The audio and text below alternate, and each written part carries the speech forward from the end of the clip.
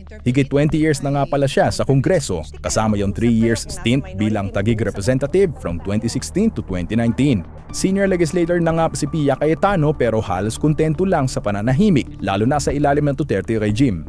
Kaya ang puna ng mga kritiko, tago lang, pasimple o covert ang pagiging DDS ni Pia, hindi gaya ng postura ng kapatid nitong si Alan Peter na hayad ang suporta kay Digong. Tila nakabibingi nga ang pagdedma ni Pia sa mga explosive national issues laban kay Duterte noon at hanggang ngayon. Kaya ang obserbasyon ng marami parang nawala ito sa awareness o kamalayan ng publiko dahil taliwas nila ito sa mga sinakyang progressive issues ni Pia na nagdala sa kanya sa Senado noong 2004. Kamakailan lang ito muling lumutang at sa reset kudeta pa nila sa Senado. At kahapon, viral ang agaw eksena ng muling paglitaw nito on national television.